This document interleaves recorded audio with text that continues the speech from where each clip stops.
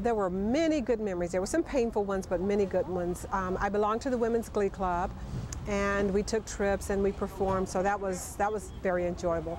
I was a part of the Baptist Student Union, and that was like a home away from home, and that was very enjoyable.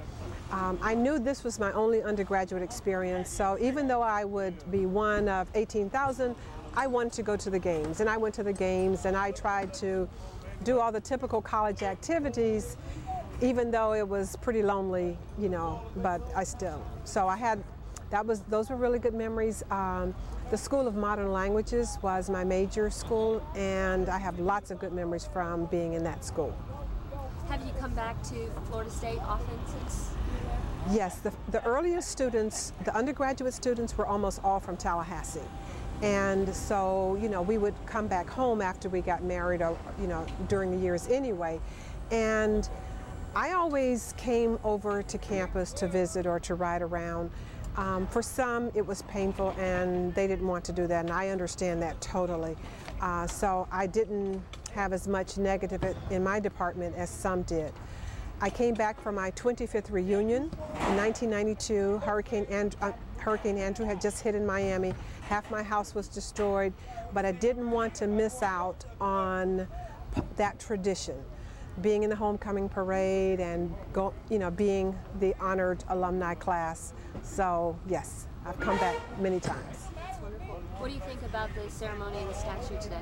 I think it is wonderful. I am so proud of the university for having the vision, the commitment, and the desire to do something like this.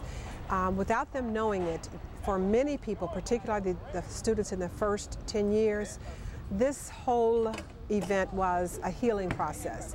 To see recognition being given to our place in history and to see it done so beautifully. It was so well planned and implemented, and the statue is truly symbolic. It is of all the Maxwell Courtneys and the Darby Flowers and the athletes, you know, who have come since. And so I think it's good that it was positioned and introduced that way today during the ceremony.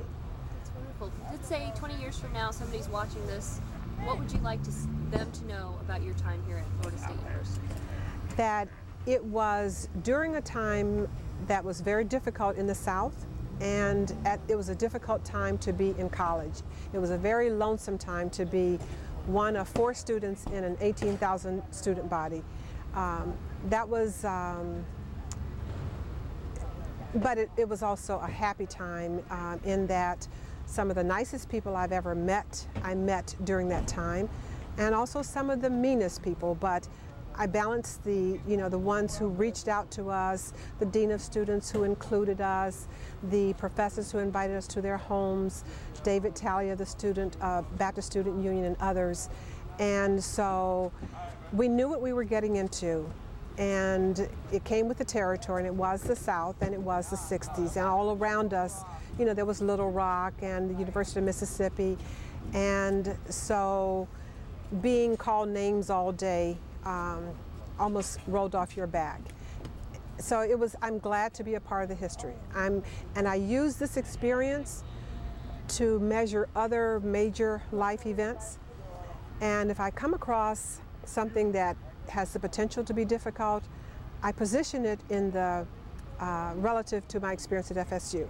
It can't be as hard as enduring those 4 years, and so everything else seems not as difficult, you know, in comparison.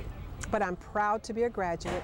I'm very proud of the university, and I'm really happy. This is such a coming together. We've seen people we haven't seen for years. We had come and gone, the first ones of us, before they ever knew that we were here. So it was a time of honor too.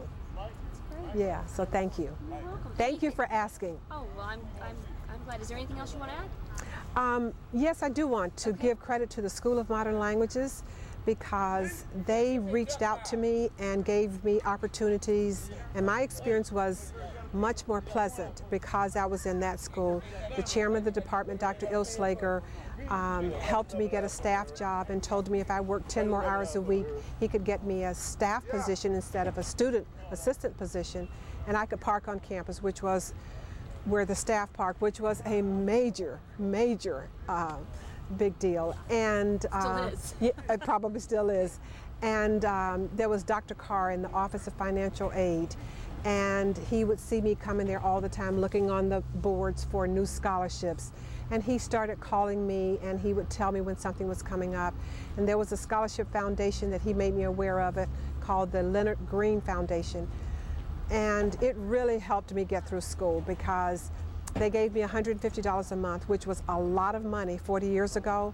And all I had to do was to have a moral commitment to, having received a helping hand, give a helping hand. I didn't have to pay the money back. It was a moral decision. And that really improved my quality of life and made such a difference. So I'm grateful for a lot of things. That's wonderful.